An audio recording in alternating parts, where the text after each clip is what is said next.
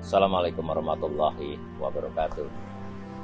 Ada beberapa tokoh pahlawan nasional Indonesia yang terlahir di tanah Aceh, seperti Tengku Umar, Cut Nyak, Cut Mutia, Tengku Nyak Arif, Sultan Iskandar Muda, Laksamana Malhayati, Tengku Cik Ditiro. Dan pada hari ini kami berkesempatan berziarah di makam pahlawan nasional Tengku Nyak Arif. Tengku Nyak Arif adalah salah satu pahlawan yang telah berjuang di masa penjajahan Belanda dan Jepang dan telah memberikan sumbangan dalam bentuk perjuangan politik, baik untuk kesejahteraan rakyat maupun kemerdekaan.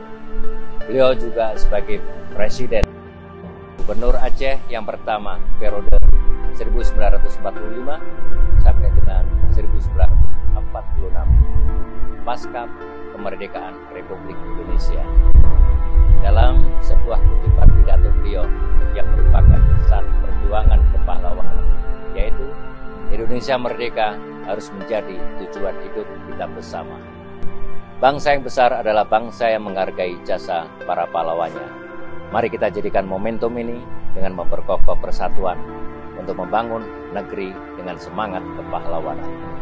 Saya, Irjen Pol Dr. Andes Ahmad Haidar, SHMM, selaku Kapolda Aceh, mengucapkan Selamat Hari Pahlawan 10 November tahun 2022. Pahlawanku, teladanku. Wassalamualaikum warahmatullahi wabarakatuh.